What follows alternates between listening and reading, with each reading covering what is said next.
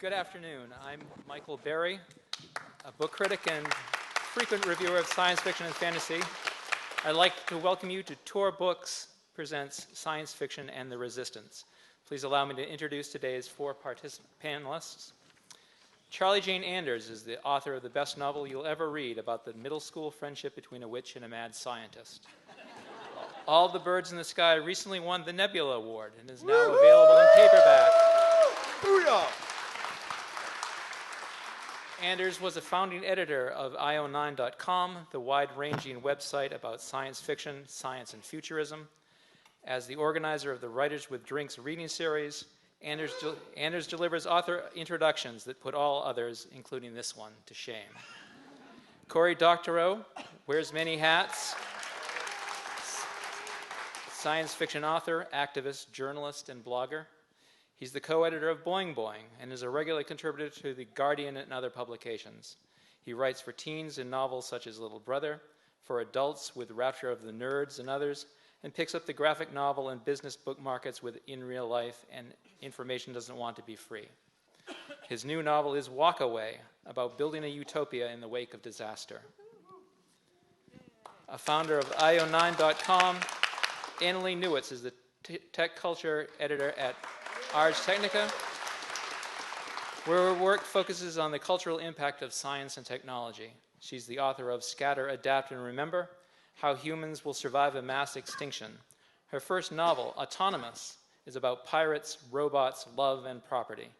Look for her as a frequent host of Ars Technica Live, a monthly conversation between Ars staffers and guests from the worlds of art, science, and technology. John Scalzi.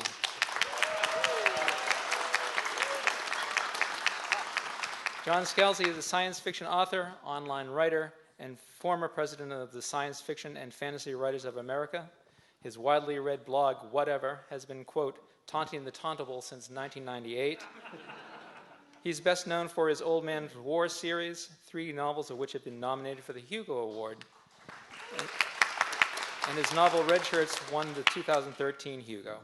His standalone novels include Fuzzy Nation and Lock In. His latest novel is The Collapsing Empire. He swears it is not based on current events. Let's hear it for Tor Books Presents Science Fiction and the Resistance.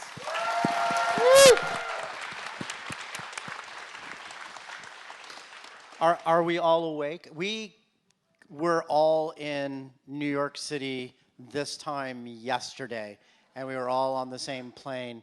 So if we seem a little that might be why. So how are we all doing today? It's good to be home. It's really good to be home. I'm vertical. Yeah. I've just been drinking coffee, used coffee, as Cory puts Annalee, it. it turns out when she's on tour, she drinks just a sip or two, and then she hands the cup off to someone else and says, "Do you need half a coffee?" Cory has now been disparaging me, like, "What is it with you and used coffee?" It's not used. I'm not drinking it and spitting it back into the cup. So I promise you won't have to see anything like that here You need to start a sharing economy thing where people split their unbelievably expensive Bay Area coffees. We need an app. It's just like, I've got a coffee here. It's ready for you anytime. It's like Uber for coffee, you guys. Yeah. Uber for coffee. I'm disrupting the coffee economy here. Yeah. So, which is actually part of what we need to resist, I think. So we actually did this exact panel with this exact title yesterday in New York, Science Fiction and the Resistance. None of you were there, right? You didn't all get on the plane with us. We all kind of talked about tools for resistance and using science fiction to imagine surviving the traumatic events that we're going through right now as a country. And, I'm excited to talk about it again. I actually was thinking about it a lot last night. I'm just going to kick it off. Please do. And I was thinking about how, I've just, for the last 4 or 5 months, I've just been so angry. I mean, not to bring the tone down, I've been so angry that when I try to type at a keyboard, my hands are just like, I can barely make the typey shape because I'm so angry and I'm just so frustrated and outraged with everything. And, I think we all can relate to that. And I think that turning that anger into stories is harder than it's ever been. and it's more vital than it's ever been. It's an incredibly important process, and it's not something that you can just be like, oh, well, anger comes in here and stories come out there. It's a thing that you have to like really struggle with, I think, as whatever you're writing. And if you're writing science fiction, you have to engage your imagination. And my imagination is just kind of curled up into a little ball, being like, I'm trying to imagine how I'm gonna like get through today, you know, and not to bring it down, but you know, I'm being real. And so I would love to kind of talk a little bit about that, how we turn just this gut anger into being able to tell a story that means something to other people. Yeah. And I'd love to just throw that out to you guys. Both of us are like, wait, we have something to say. I'm going to let you go first. Go.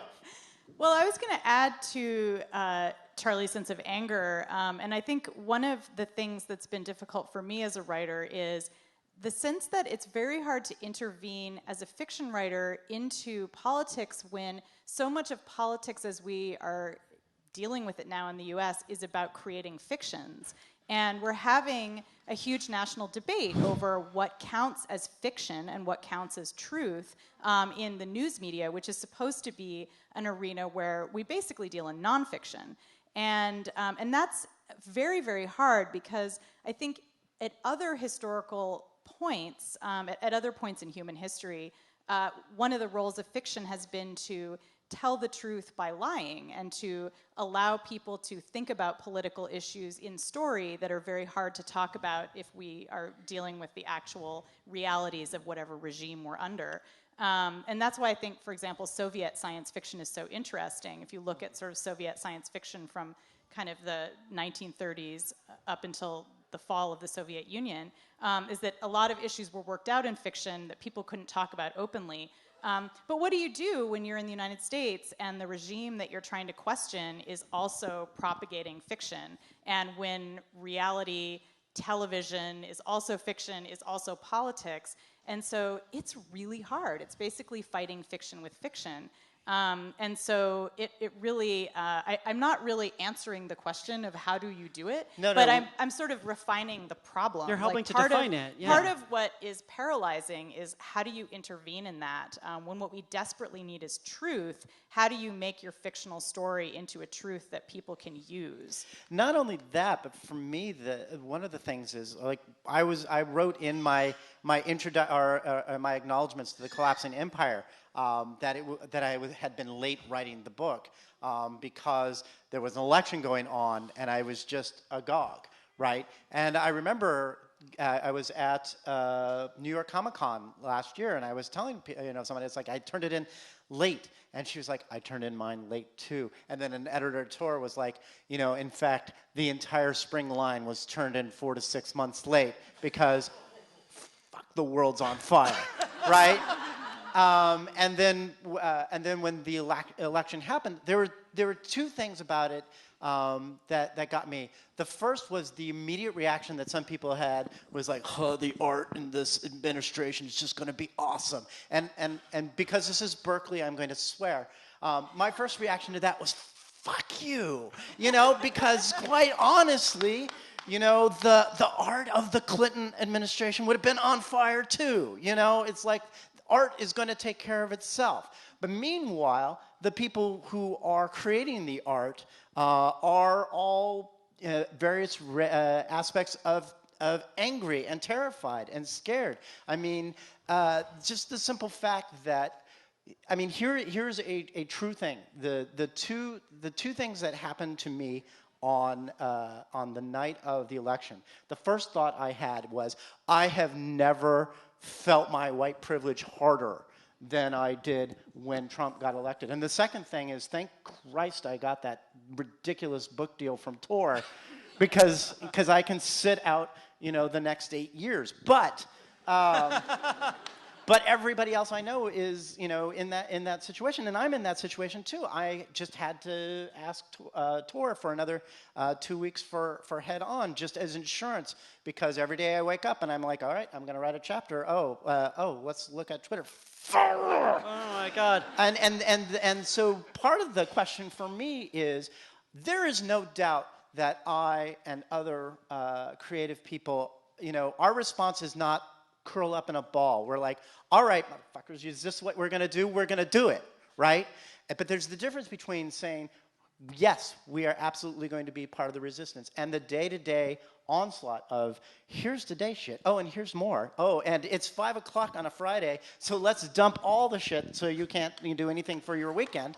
And dealing with that, how does one resist when one just keeps taking one punch after another to the face and the brain? Cory? So, Cory, answer us. yeah, I want to talk about how to make sarsaparilla when life gives you SARS. Right. So, and it's a mild gloss on the thing you were rightfully skeptical of, this idea that under conditions of adversity people make good art. And I think the right way to think about it is, under conditions of adversity, how do we make good art? Right. And I went to the Clarion Writing Workshop, which I think all of us have taught, right? Or 3 of us have taught. Sorry, Annalee. You will. It's all good. One day. And on the first day, unbeknownst to me, I got the best piece of advice I was going to get in this 6-week, very intensive writing workshop. I probably could have gone home 24 hours in and retained most of the benefit. And I was a callow youth, and I had then, as I do now, glibness privilege, and so I could write a story that read very fluidly. And so they called for stories to be turned in for the first day to be workshopped before any of us had written anything. And I had this audition story. I was very happy with it. We passed it around. People were really, really positive about it. Went around this circle, 17, 18 people were very, very effusive. And we got to James Patrick Kelly, who was our inaugural instructor that week. And Jim said, "Cory Doctorow, you are an asshole. You have written this story that's so smooth and polished that 18 otherwise very smart people managed to read it without noticing that it's not really about anything and doesn't access any emotional depth at all. Go and figure out how to find the strong emotions that make you uncomfortable and then how to put them in your work." And there is an element of all good work that involves finding the stuff that makes you feel uncomfortable, and then probing a crack filling with your tongue, just kind of poking at it over and over again, getting closer and closer to it, and trying to bring it and trying to bring it out and trying to make someone else feel it, try to accomplish that.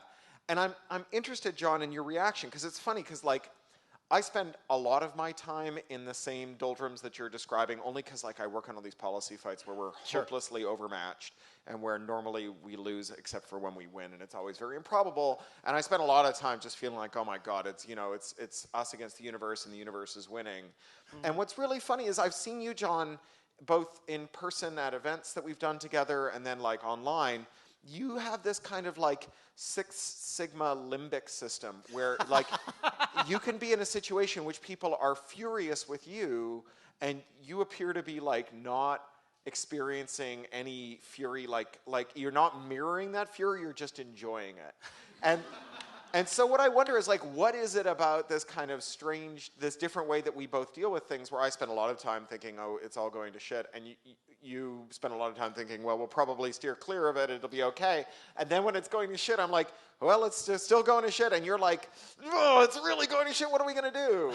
Well, I mean, one part of it is I do think I'm 3% sociopath, right? So that and in this case, it's a saving grace, because there will be moments that happen where everyone else is losing their shit, and I'll be like, okay, let's work this problem, and then once the problem's solved or we're clear of that particular problem, it's now I'm going to go backstage and pee myself, right?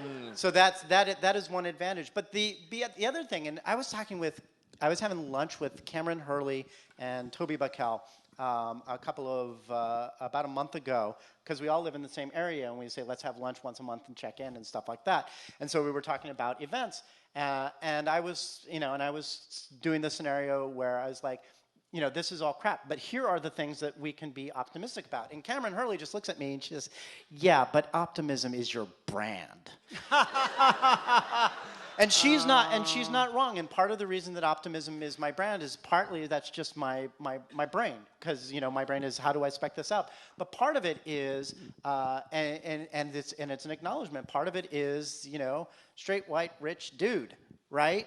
And because I have those things, because I have those privileges, most of them completely unearned, there is that thing, like I said, the first night, I'm like, I've never felt whiter. I have this contract. I'll be okay. But part of that comes with the thing of, okay, so I know I'm going to be okay, unless I'm not, and if I'm not, we're all screwed. But what do I do with that okayness? What is it that is my responsibility as the guy who is going to drown last? How do I work that? And part of me dealing with that is working the problem of going back for the people who are screwed.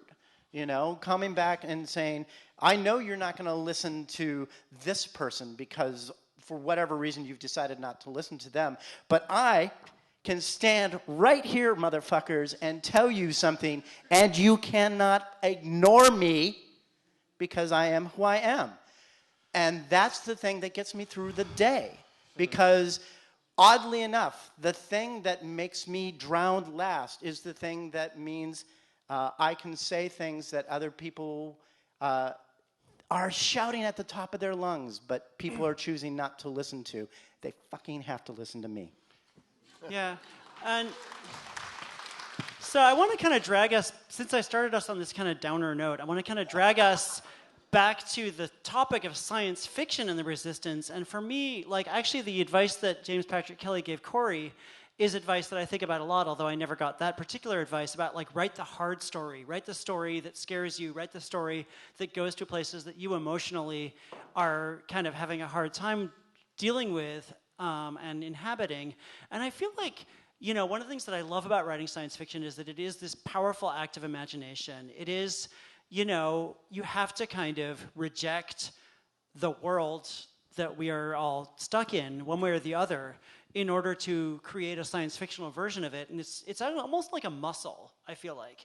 It's a muscle that you exercise. And it does come in part from a place of anger and rejection and screw this world. But it also comes from a place of, I really do believe that there's no way things have to be. There's no natural order.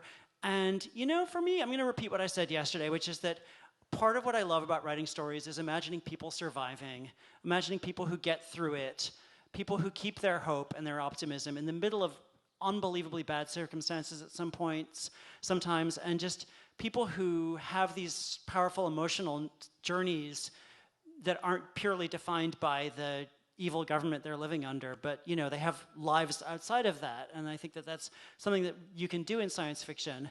And I feel like it is an act of resistance to imagine a different world and to think about how we could make a different world. And I feel like that's what a lot of us are trying to do. And I think that that's more important than ever. And I think it's just, you just have to, that muscle that I was talking about, you have to just work it out every day. I think that's completely true. And in my work as a nonfiction writer and also a fiction writer, I'm a hope dealer.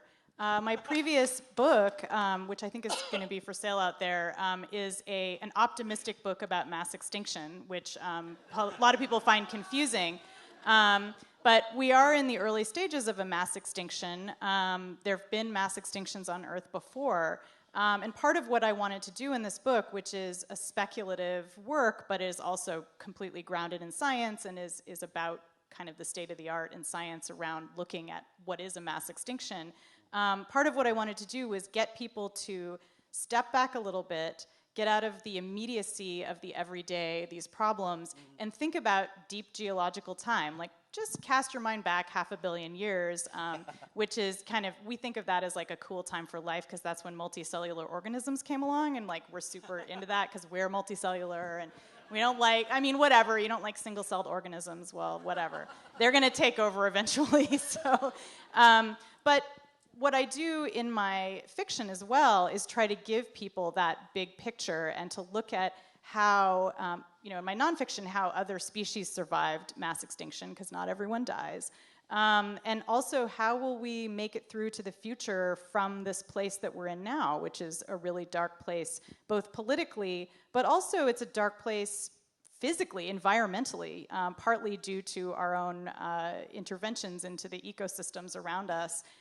We've perturbed the carbon cycle, you know, that we're looking at going into at least 1,000 years of really, really weird weather fluctuations and temperature changes and habitat changes. So how do we kind of gain hope when we're facing all of that? And I think part of the answer is acknowledging that even when there are dark times, there will be these moments of survival and there will be these moments where people can make it through, but also that we can't get too confident about that. We can't sort of say, all right, we band together, we form the Avengers, you know, we defeat the bad guy. Because the bad guy is kind of always going to be lurking there. And I think that this comes back a little bit to what John was saying about feeling white after the election, because it was white people who elected Trump, and it was white supremacy that motivated a lot of those voters, and racism. And I think that a lot of, you know, people like me, whites living in the Bay Area, it was kind of shocking. Like, wait, what? We thought that form of white identity was kind of dead. But it wasn't. Yeah, I mean, it was, you know, it wasn't completely surprising because, I mean, obviously I live in the world. But it was, I think, an example of how sometimes these sort of residual types of belief systems from the past, continue up into the present and bite you in the ass. Just when you think like, okay, we finally made it. We had a black president. We're finally acknowledging police brutality against black people. This is finally a moment where a lot of this white supremacy stuff is really being so marginalized that we can forget about it. And it's like, nope. You have to be able to think about both of those things, the kind of the strand of hope that will take us into the future, that will bring us together, but also the kinds of belief systems that will hold us back and that will, you know, leave us on a planet that has, you know, some pretty messed up ecosystems and other political problems. There's this saying that the future composts the past. That, you know, this tabula rasa, where we live through the era of X and then we enter the era of Y, and X is gone forever.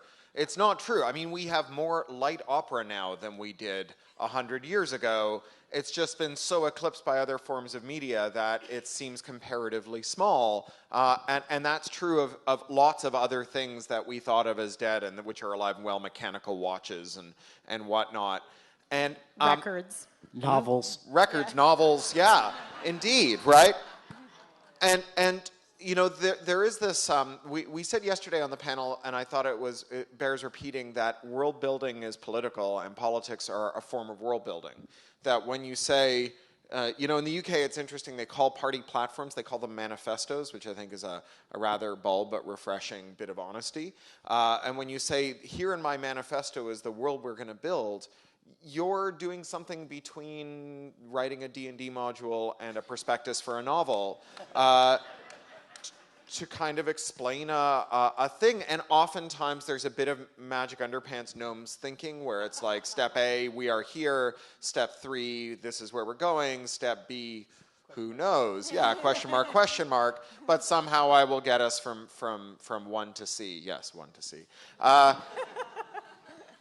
So I think that, like, as against that, it is not, when someone is world building, when someone is designing a system, it is not pessimistic for that person to say, this system will have problems, and unforeseeable problems. As I said this morning, it is not optimistic to say, I've designed a machine and it will never fail, right? That's just dumb, right? That's like, that doesn't give you good machines, that gives you the Titanic, right? It is an optimistic thing to say that I have designed a machine, and when it fails, instead of exploding into white-hot shrapnel and killing everyone around it, it will coast to a gentle stop, and we'll figure out how to get it started again. And a lot of my favorite dystopian science fiction is about people getting behind the machine that is finally worn out, figuring out what parts need replacing, and then getting their shoulders onto its rear fender and giving it a good hard push to see if they can get it started. And that's a really exciting mode of fiction. And I think one of the challenges we face as science fiction writers who are dueling with pessimism and optimism or fatalism or cynicism is is whether it's more exciting, because we have to tell exciting stories, whether it's more exciting to tell a story in which disaster occurs and disaster becomes catastrophe because people are fundamentally all bastards, or to tell a story in which disaster occurs and disaster is turned into triumph because people are mostly good. We're a mixed bag, and in the right circumstances and under the right conditions, we can rise to the occasion and find ways to pull out. I find those stories unbelievably satisfying, especially if the villain isn't people who are bastards, but if the villain is people who think people are bastards. Right. Those people are usually the villains. One of the things I also want to talk about when we're talking about resistance and we're talking about world building is that there's no one way to do this sort of thing. I mean, I will give you a couple of examples. I mean, one of the obvious ways that you can talk about or you can promulgate a political view or a view of resistance in your book is to basically do a close to one-to-one thing in your story where you're isolating one particular aspect or trouble of the world, you blow it up to its logical consequences or whatever, and it's very clearly a parable. And that's really overt sort of world building where you're basically putting a blinking neon sign that says message, message, message, message, message. And there's nothing wrong with that as long as you have the chops to do that. On another level, there's another subtler way of doing that, which is to build, for example, like a universe that has a representation of people or ideas that you simply want to see. And you don't have to call attention to it, or you can if you choose to, but you just have that as, in this universe, this is the base state of the way things work. And I'll give you an example of that. I wrote The Human Division, which is the fifth book in the Old Man's Ward series. And one of the things that I was careful to do as I was writing it, but I didn't talk about, was make sure that among the characters who were lead characters in their stories or were in positions of power, that the gender balance was as close to 50-50 as I could make it. Because I believe in a future where, that's going to be a thing. And I didn't call attention to it. I didn't make a big deal about it. And one of the things that I did when we put it out was I waited until somebody wrote me an angry letter. You have too many women in power. It's just really unrealistic. Oh. And that letter eventually came. It took 18 months, right? Wow. And what does that tell me? One, it suggests my readers aren't bastards, so that's good, thank you. But the other thing is that by creating a universe in which that was just the way it was, people were absolutely willing to accept, like, yeah, that is actually the way the universe is. And I think and it's a subtle thing, and it's not flashy, and it's not showy, but in terms of world building, this is what I'm saying, where you can do it on overt levels, and you can do it on subtle levels, and all of it counts. Yeah, and I was actually very blown away when I read Collapsing Empire by the very female-dominated queer cast of characters who just are in charge, and it's not a big deal. And I think one of the reasons to be optimistic about the state of science fiction right now, and science fiction as an instrument of resistance, is the fact that we are starting to decolonize it and starting to add voices that have been pushed out. Yes. And I was at the Nebula conference a couple weeks ago, and people were telling me that they had been having a hard time writing since the election, but also at the same time it was very encouraging because this slate of nominees was just a who's who of brilliant young, and not, in some cases not young, authors of color, women, trans people, just groups that had been shut out in the past were now front and center, and it wasn't, because they were writing some of the most exciting stuff right now, and because we're just recognizing that there's so many great stories to be told and so many great things. One thing I wanted to bring up really quickly, actually, when I was talking about anger before, is that, John and I are both we're kind of labeled as funny writers or whatever. And, I used to struggle with this idea that, comedy and humor comes out of anger, and that every stand-up comedian is really an angry person, and that you make jokes instead of screaming or whatever, which I think has an element of truth to it. I finally realized that that's not the entire truth. I think part of the truth, like if you watch John Cleese, like classic John Cleese, he is clearly incredibly pissed off all the time, and that is what drives his performance. And he actually became more well-adjusted later in life and becomes a lot less funny. It's just a thing. But at the same time, you know, I think that you can turn anger into humor. I think there's other ways to have humor, which is like character-based. John does a lot of humor where it's actually kind of gentle, and it comes from characters kind of joking together, which is really nice. I feel like, you know, right now, speculative fiction is really very good at delivering absurdity and pointing out how silly our world is by just tweaking it a little bit. Like everybody from like Douglas Adams to the not particularly funny Philip K. Dick had managed to present the kind of absurdity and silliness of our world by just kind of like tweaking it. And I feel like that is one way that you can actually provide a valuable tool for resisting what Annalee was talking about, where everything is fiction, nothing is real.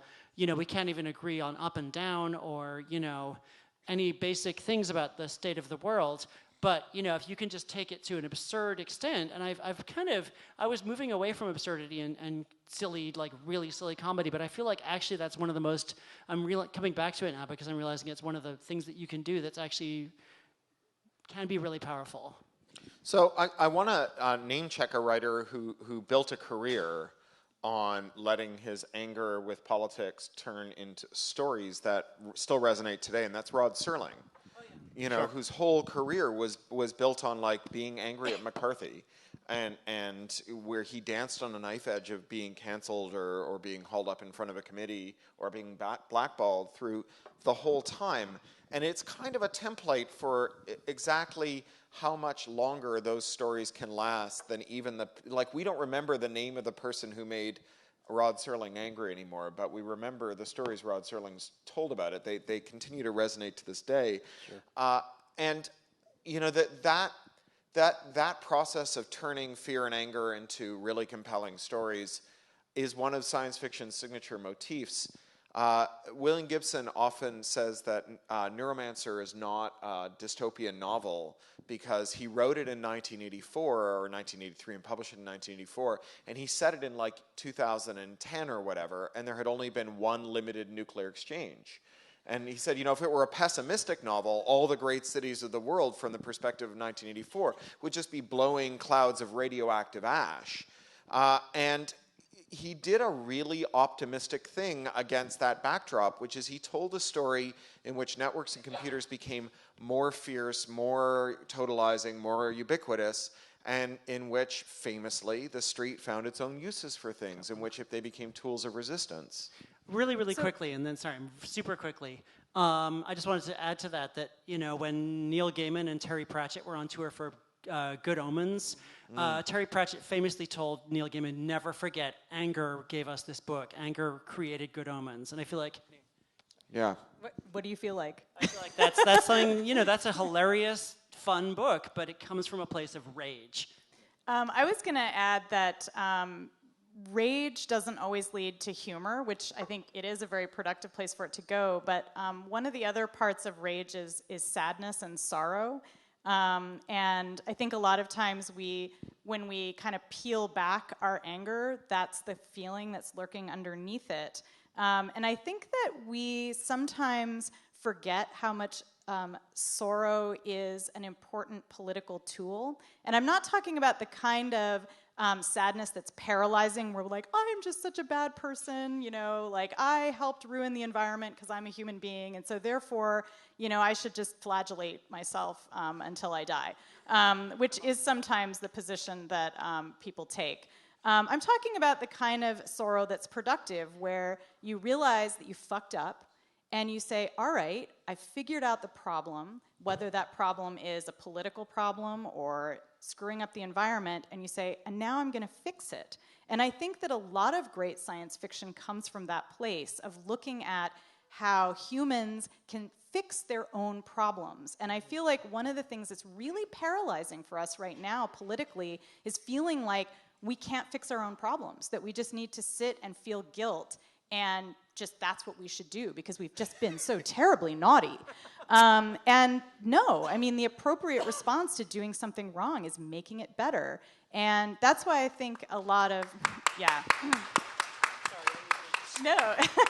And so I think that's why a lot of science fiction that is coming out that's both dystopian and utopian in tone, like Cory's Walk Away, or Toby Buckle's novel Arctic Rising, which I highly recommend if you're interested in really smart ecological science fiction. The thing that's great about Arctic Rising is it's a world where global warming has opened up the Arctic, and so a lot of us think that that's the worst nightmare. There's no more ice in the Arctic. But what's happened is that marginalized political groups have been able to move into that space and to have spaces of sovereignty there. And so suddenly this thing that's sort of ecologically horrific has led to new kinds of political freedoms. It's very crunchy and smart and kind of thinking about all of the different implications.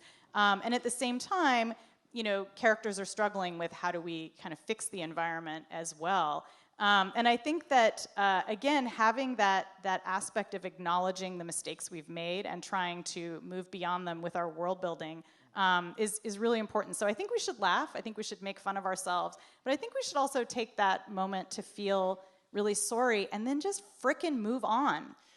Get over it and start changing things. The thing, though, is that I've never really had I need to have that moment of sorrow. I just go straight to rage, which actually is the thing, is because rage can be a motivator for humor. Rage can be a motivator for introspective sorrow and then, acceptance and moving on. Fixing shit. Yeah, but sometimes rage can just be rage. And I think that we also need to acknowledge that there is something good and cathartic about sitting there, and not just sitting there, but acknowledging that what you really feel is really, really, really, really, really, really, really pissed and angry, and that can be a motivator as well. And I think that the part of, a lot of the reasons why we sometimes deflect into humor, or not necessarily deflect, but go into humor or go into sorrow or go into, because we are compensating for the idea that rage in and of itself cannot be positive. But I don't say rage and then burn down the house, usually. But I do think that, and one of the smartest things that I ever learned from my wife, who is just an amazing human being in all sorts of ways, but I tend to be an overthinker. It's like I will go, I'm here and I need to go here, and I will go over here, and I'll think about why I need to be over here, and then maybe well, what does this really mean? And I'm over here, and she's just like, idiot, straight, right? Just do that. And one of the things that she does is when she's angry, she's angry. And she is angry, and she has that moment, and she deals with her shit, and then she's like, okay, now let's move forward with that. I think that as writers and creators and people, that acknowledging that rage and acknowledging that rage is valid, and acknowledging that can be a motivator for the art that we do, instead of or in addition to deflecting it into other things, is really important. There can be just really, really angry work that when people read it, they just feel the heat of what's coming off of you, and it changes them.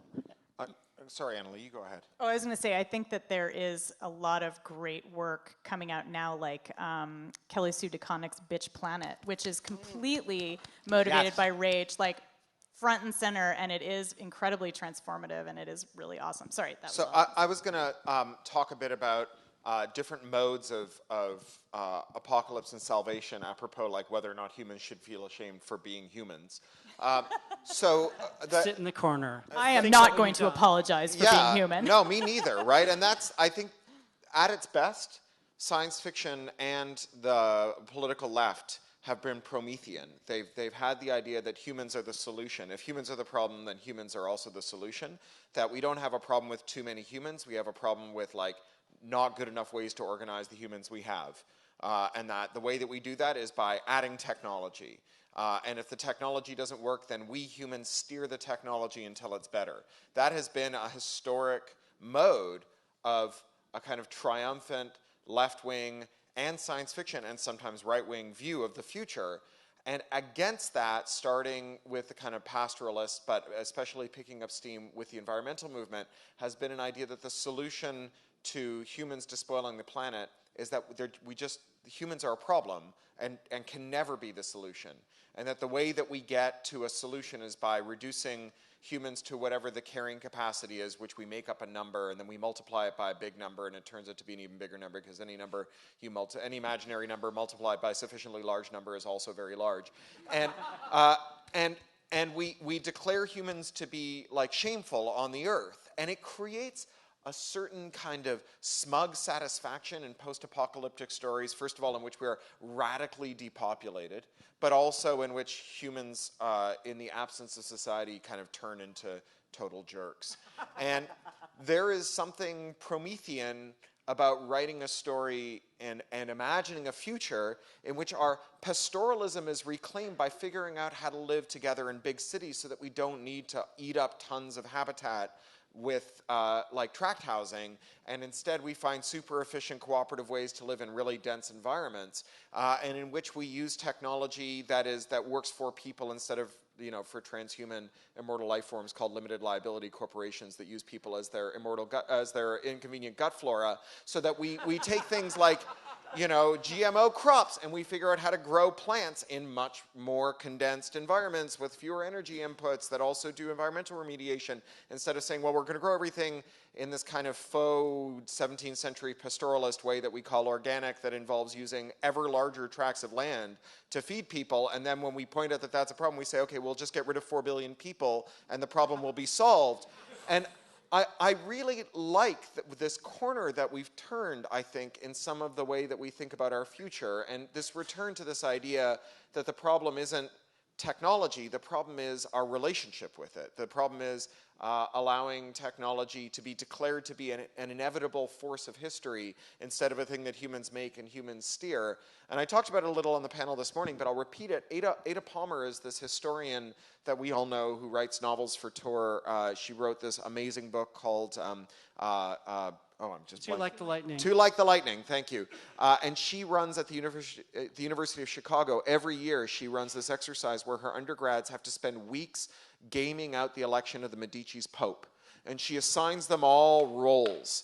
And they spend weeks doing it. At the end of the weeks, every year, some of the candidates are always in the running because the forces of history will always drive those people to the fore. And some of the candidates are always wild cards and are completely contestable because the forces of history exist in contention with the forces of human agency that individuals can make differences in. And all the parts that are inevitable were contestable by humans 1 round back or 2 rounds back in the game. And so that idea of being able to both live in a world in which the decisions of your ancestors have put you on a course, but also in which the decisions that we make today can alter that course. That's a move that science fiction makes, but it's a move that is also a foundationally hopeful one that I think we're doing in our politics increasingly too. Yeah, and actually you mentioning that some of the candidates were wild cards made me think of George R.R. Martin, which made me think of the fact that we've kind of been living in the era of Game of Thrones the last several years, and that is this profoundly misanthropic view of human beings and politics and human interactions that I think, we may have now be reaching the end of. We may now be reaching the end of. Well, the series is going to end. The series is going to end, but I think that we also, it's not just Game of Thrones, it's like a million Game of Thrones knockoffs. It's like every book for 5 years had to be Game of Thrones with elves, or Game of Thrones on a space station, or Game of Thrones with a hat, Game of Thrones with a cat, Uber Game of for Thrones Game of with Thrones. A boat, Game of Thrones with a stoat. One throne, 2 throne, red throne, blue throne. And I feel like, things go through fads. Everything had to be Hunger Games for a while too. But, I feel like that misanthropic dystopian view of politics is maybe something that we now are reaching the end of wanting to explore, and perhaps now we can actually have ideas of politics that are, actually the collapsing empire has some very cynical stuff in it, but it also has people who want to do the right thing and are not completely hopeless. One thing I wanted to just mention or kind of bring into the conversation about science fiction and the resistance, that's another kind of strand that I've been thinking about a lot lately, is building community. And I think that, a lot of science fiction authors, a lot of authors in general, tend to be very solitary and very and a little bit stupidly competitive. Stupidly in the sense that, like, it doesn't actually make sense to be competitive, but we still do it. Yeah, it's not a zero-sum game. It's not a zero-sum game. J.K. Rowling made a lot of other people's careers when she became successful. But, I think that you can't really imagine the best futures or the most interesting futures or the most diverse futures or, just the most inspirational, helpful futures on your own. It takes a lot of us talking and working together and reading each other's stuff and saying, well, oh, you did this thing, but I have an idea. And, just cooperating to some extent, not as co-authors, but as like parts of this community of writers who all want to engage in this imaginative exercise. And I think that, I'm really encouraged by a lot of the signs that I've seen lately of people coming together to do this. Yeah. Well, not only that, but it's also the fact that science fiction in particular is, and I'm going to get all philosophical on you because I have a philosophy degree and this is one of my few opportunities to use it. Science fiction is as a genre has been explicitly Hegelian, right? Where there has been the thesis of Campbellian science fiction with the competent man, and then the antithesis of that has, the confident man, but the antithesis of that was the British New Wave of science fiction, which was fundamentally more pessimistic, more literary, and more, sort of just generally artistic. And with that came the synergy of a whole new generation of writers, and it continues to do that. Partly because science fiction has always not only explicitly been a community, founded in the letters department of the Hugo Gernsback's electrical, magazines, but also from the very first. Has been a place where schisms has happened. The very first Worldcon, 39, I believe, they had their first schism where like half the people, the futurists, were all kicked out because they were commies, and so right from the beginning, you had those the schisms and the reintegrations. Science fiction as a community or as a genre has always been rooted in that community, and there's always been those schisms. Famously, again, we mentioned this yesterday. During the Vietnam War, there was the Forum, which was a publication of the Science Fiction and Fantasy Writers of America, where one full-page ad was people supporting the war in Vietnam, and it had like 60 signatures. And on the other side was science fiction authors explicitly condemning the war in Vietnam, with the same number, and they were just, Same names. And there were a couple of times where I was just looking there, I was like, I did not expect you to be on this page and you to be on that page. But, so that, I think that the community is there, but I do think one of the things that does make it function, and which does make it a good literature of resistance, is that resistance is built in because it is Hegelian, that there is always going to be a group of people who says this mainstream thought in science fiction has gone on too far, it has homogeny, and we need to resist it. And because it has that in its DNA, it makes it, in some ways, the potential to be an ideal literature of resistance just because of the people who write it. But also, let's get to the synthesis part, because I think one of the big themes in science fiction has always been team building and bringing the gang together, bringing them back together, forming them. And one of the things that's been kind of hopeful for me is watching the kind of obsession with things like Walking Dead or Game of Thrones kind of dying out. Both of those are about the disintegration of community, right? It's all about how you can't form a coalition because everyone's going to stab you in the back or eat you or throw you off to the people who will eat you. And now you have the rise of like a show like The Expanse, which has been really quite, yay. Which is about team building. It's not like it's an easy future. Some might say that there are dystopian themes in this story about class warfare in the solar system, but the main characters are always trying to build coalitions and trying to bring together disparate groups. And there's been so many scenes in that series, and some of it is from the original book series, but some of it is original to the television series, where you think that a scene is going in one direction, you think that people are about to suddenly start murdering each other, and it will actually resolve with the characters actually getting together and working to save as many lives as possible.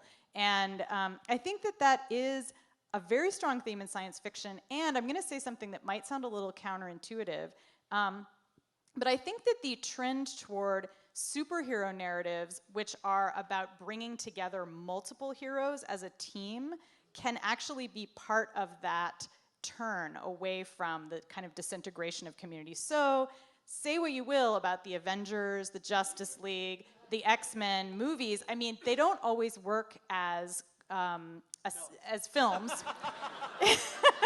We were just talking about this earlier, like we're having some trepidation about Justice League. But the first Avengers film, the reason why that was exciting was not because like, oh wow, we got to see like Iron Man and Hulk like kissing or whatever they were doing, which I mean, I kind of wish they were. I would watch, like that's a whole other series that Annalee will have in her mind. But part of what made that film work was that sense of bringing a community together and bringing together a group of people with different powers. And so that, to me, what do you want? I'm waiting for you to finish your thought because I want to say something, but I'm going to wait until you're done. Okay, thank you.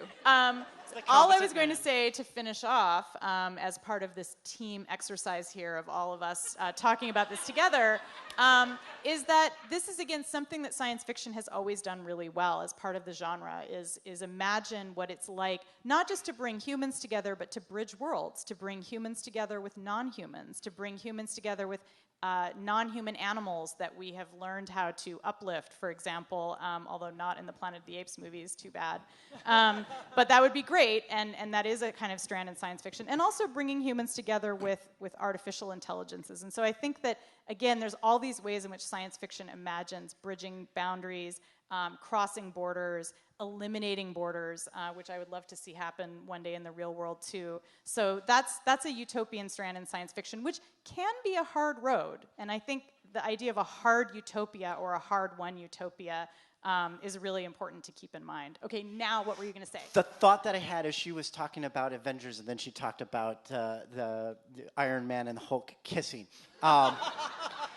But just crystallized in my brain, and I realized that one of science fiction's most powerful subgenres of resistance is fan fiction.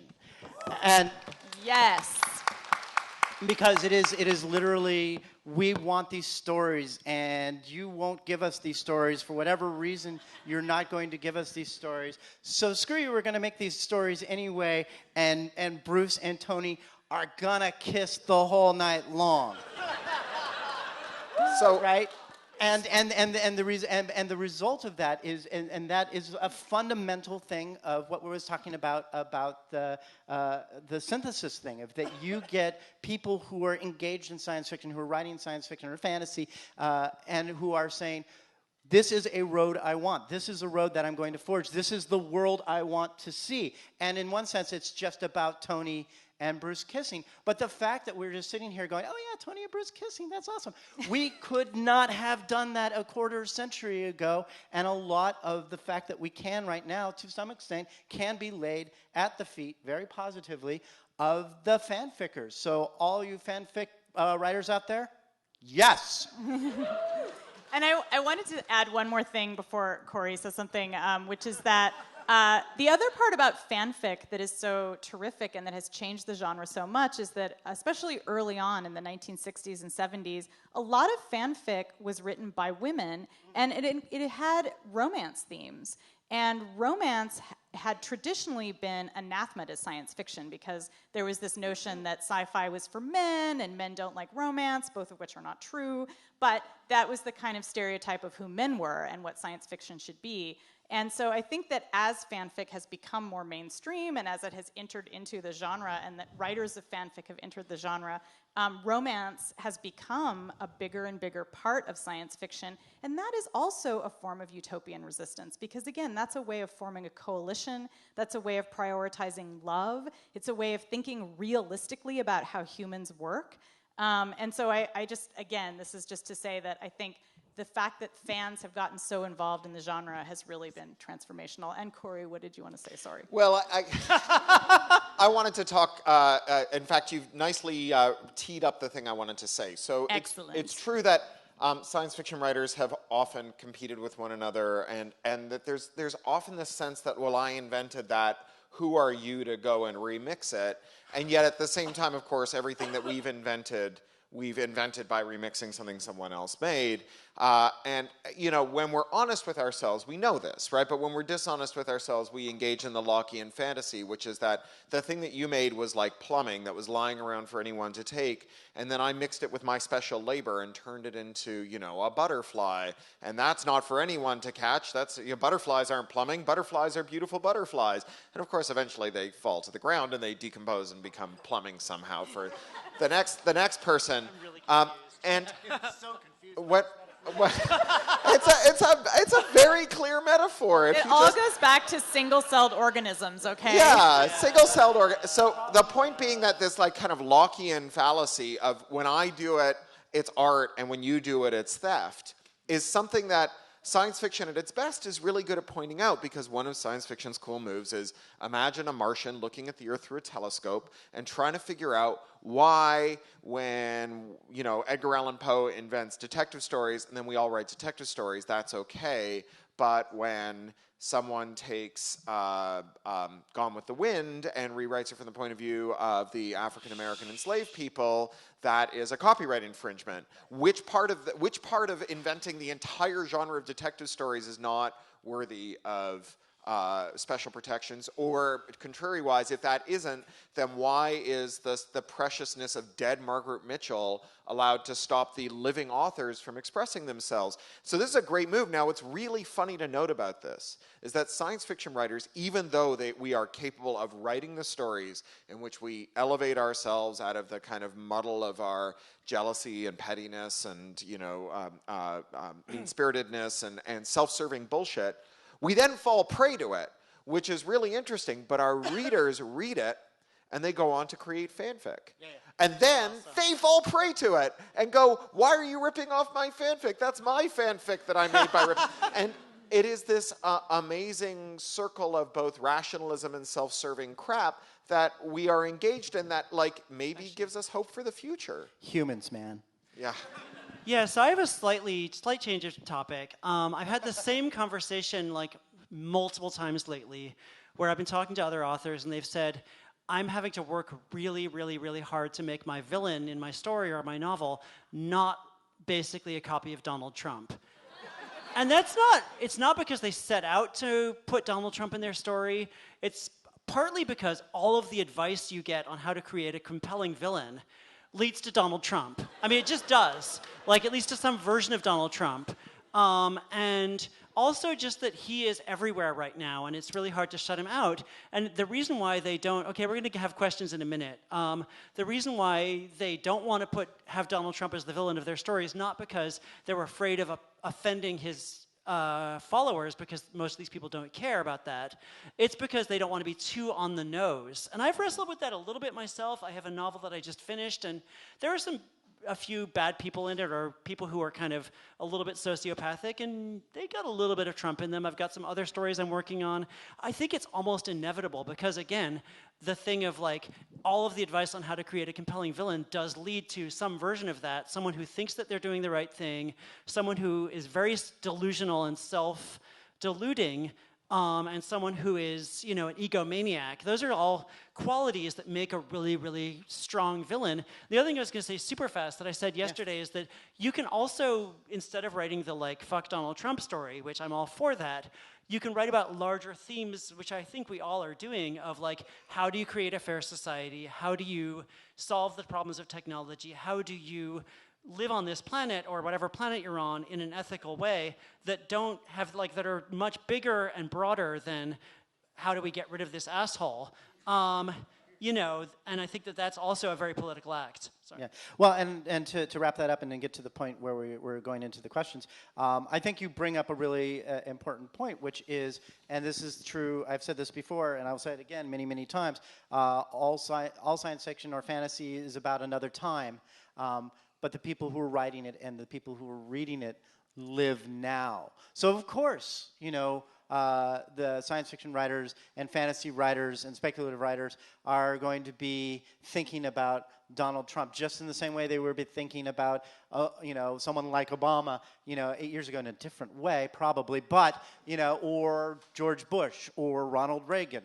Of course they're going to be thinking about what's going on in their lives and the lives of the people that they know and care about. All of that is always going to be there, and that is part of the reason, again, why science fiction and fantasy and speculative fiction in general is so compelling, because no matter where we place it, it is always speaking to our time. And that is, again, why, as a literature of resistance, it's so important for us to acknowledge that we are people of our time. So yeah, I'm going to introduce how we do our Q&A here. Yes. We like to call alternately on people who identify as women or non-binary, people who identify as male or non-binary. There's someone with a mic. We'll call on you. A long rambling statement followed by what do you think of that is technically a question, but it is not a good question.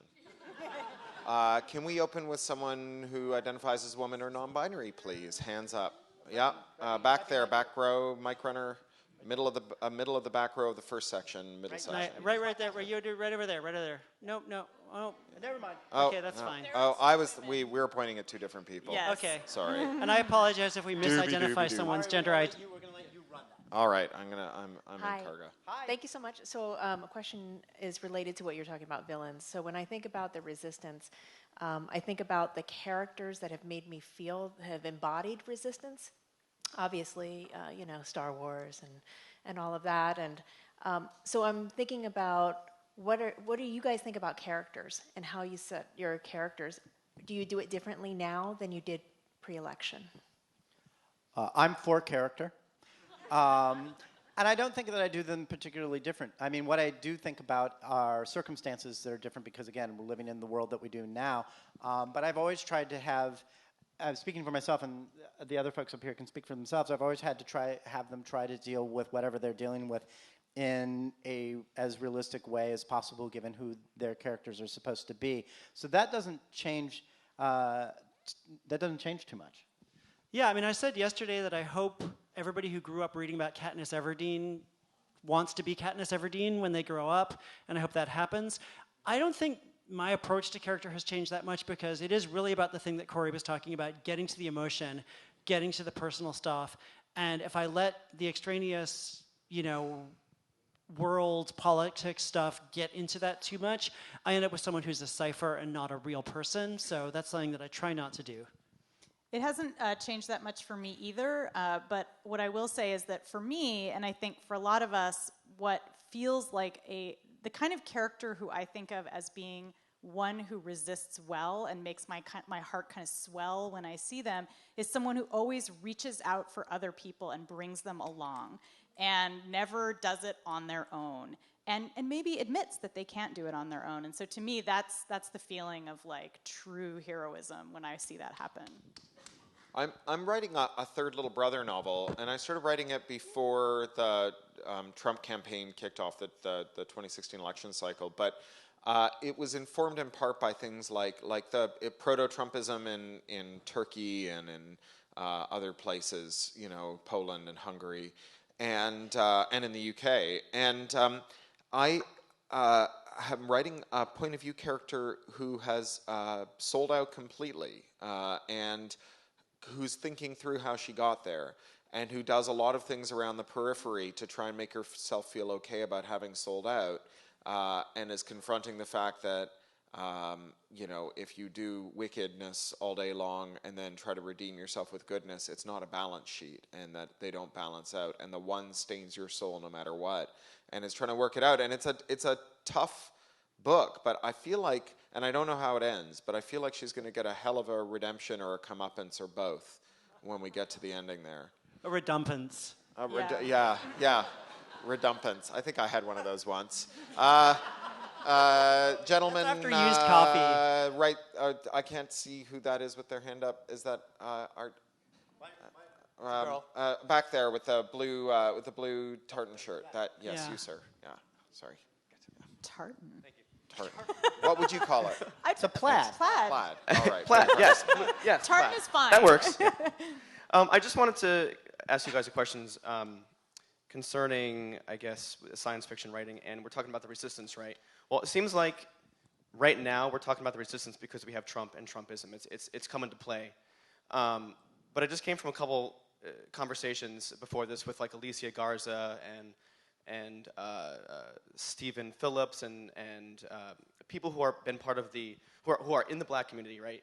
Who are people of color who are coming from communities that have been dealing with themes of resistance for centuries, right?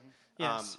So being part of like the white liberal base, right, on the coasts, I think for a lot of our lives we've kind of like lost that and gotten sort of blinded with our own sort of view of what the resistance should be and is now. Is there a question? Yes.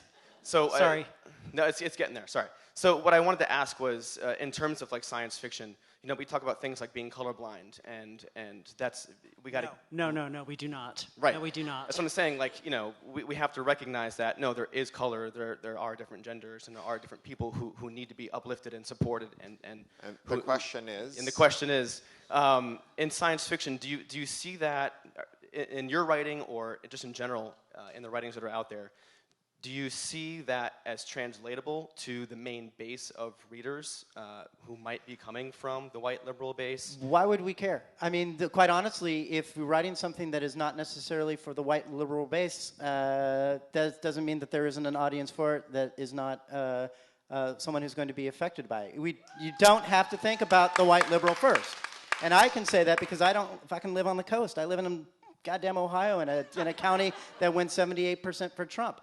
One of the things that I think is really important, and we talked about it very briefly yesterday, and it was addressed here as well, is that, you know, speaking as the straight white man, you cannot have resistance that only goes through me. You can't have resistance that only goes through Cory. You can't have one that only goes through Annalee, and you can't have one that only goes through Charlie Jane.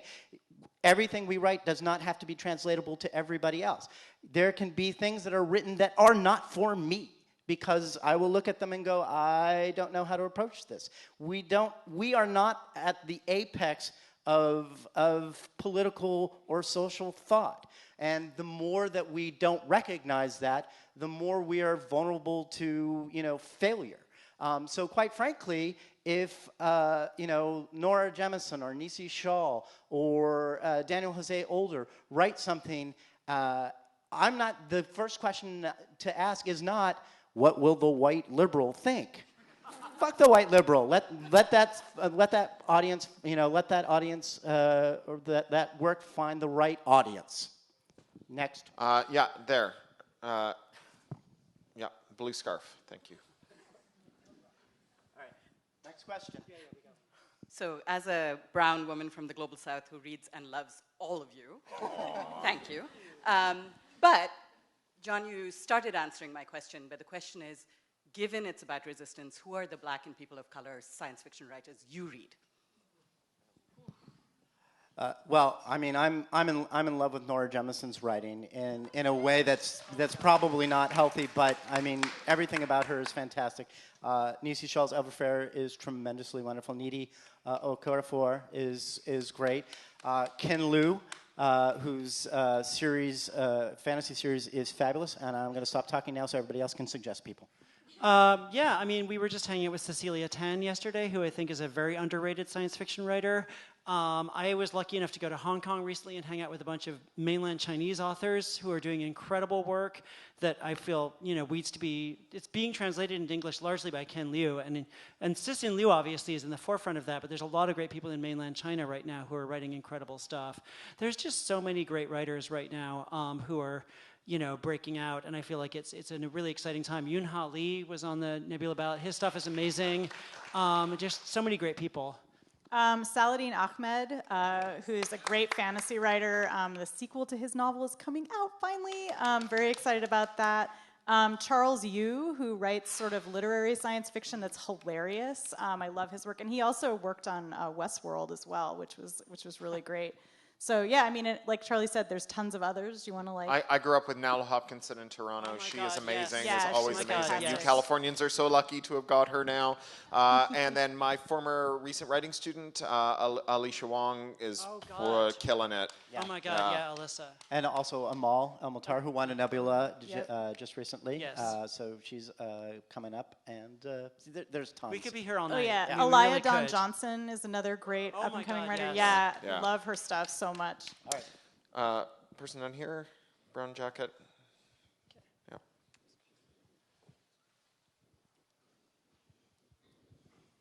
Sorry, two quick things. First of all, I want you to just run this theory by you. Trump, shape-shifting lizard. Up, down. David Icke. It sounds like David Icke. Icke. No, Trump's a human, and that's our problem. Yeah, let's not second denigrate lizards. I mean, come on. Oh my God. The second I had a thing dang conversation about is, David Icke recently. what's wrong with pessimism? I feel like everybody hates on pessimism, which is a little ironic, but it's useful. There are a lot of uses of some well-placed pessimism. So I'll wanna, take that. you go ahead. I'll take that, actually. So, my novel, All the Birds in the Sky, came out last year, and some people said that it was an apocalyptic novel or that it had some very dark predictions about the future. And what I said in interview after interview was that writing a dystopia is an optimistic act because you think that we can learn something or that we can get something from that that'll help us to deal. Writing a disaster story is an optimistic act. Writing about like the worst case scenario and people behaving at their worst is an optimistic act because we're arming ourselves, we are preparing ourselves for that, and you believe that we can actually get something out of that that's useful and that we will survive. So I'm actually pro-pessimism in some cases, but I also do really love optimism, especially when pessimism is the dominant mode in our discourse.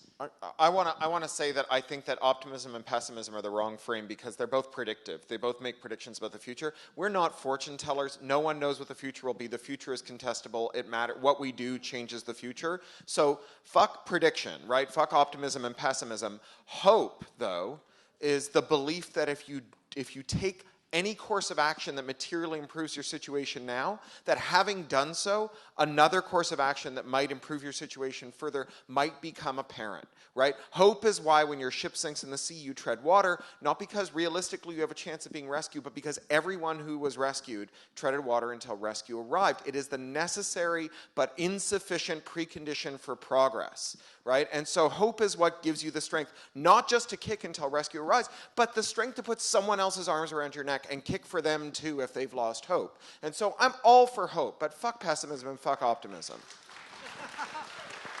But yay, Optimus Prime. Yeah. That said, I mean, it's sometimes it's fun to write pessimistic stuff just to write it, but yes, cosign 100%. Yeah, and I would say that for me, the problem with pessimism, I mean, just to amplify what Cory's saying, really, is that pessimism leaves you paralyzed. And I see a lot of this in, because I write a lot about environmental science in my nonfiction life, and I see a lot of people saying things like, there's just nothing we can do. We're killing animals, we're killing plants, we're killing the ecosystem. We're just screwed forever. And the answer to that is not, okay, well, let's just do nothing. The answer is, like, we've got to jump in and do stuff. And I feel like pessimism just doesn't leave you that out. So I think, yeah, have a little darkness, but there need to be solutions at the end of that darkness, and there needs to be hope. More than anything, hope. So we have time for one question from a person who identifies as a female or non-binary, and I see a woman back there with her arm up. So if the mic runner could zip over, and we'll be quick, you'll be quick, and then we'll all go and make your books non-returnable with Sharpies. Hi, quick. Two questions. Number one, it's just speaking of pessimism, if you have ever experienced being told you're not a real minority in the publishing world, do you bother to fight that? And if you see offensive things about your minority from well-meaning people in the publishing industry, do you bother to fight that? Or do you just keep writing? Or you could just tell me get off of Twitter. And number two, I'll leave it what do you recommend for a learning disabled girl that was kicked out of chemistry class but loves black holes and wants to put a sci-fi element in her urban fantasy book that real hard sci-fi people will like. Do you recommend anything for that? So just that. I recommend tossing out the idea that there's a difference between hard sci-fi and soft sci-fi. That's just crap. Yeah. There's science fiction. It's speculation about science. Have at it. Like, you don't have to worry about, pleasing some hard person over there. But you certainly can. There's tons of science resources online. And one of the secret things about scientists is that they love to speculate about stuff. And I've been really lucky in my science fiction work that I've been able to just contact scientists by email, call them up, and say, hey, I have this idea for like a weird drug that would get people addicted to work, which is in my novel. And I got neuroscientists to talk to me about it. They really do want to talk about that stuff. So if you're wondering about how to bring science into your work, talk to scientists and give them a chance to kind of participate in creating that science fiction. It's really fun for everybody. I once toured a super collider with my friend Patricia York, who has since passed on, but who was a sweet, middle-aged school teacher from upstate New York who just kept trying to get our guide to explain how you'd kill someone with a super collider. Nice. Yeah, I mean, the only thing I can add to that is that this whole thing of mixing science fiction and fantasy, which came up a lot with my book, I feel like that's increasingly less relevant. I think that a lot of science fiction is kind of fantasy, and a lot of fantasy has science in it. And people like N.K. Jemisin, trying to categorize her work as science fiction or fantasy is just foolishness. It's brilliant writing. It's brilliant speculation. We don't need to be like mashed potatoes over here and peas over here. It doesn't make any sense. All right, it is time on Thank you, Sprockets to go and guys. sign your Thanks books. for Thank you coming. all for coming.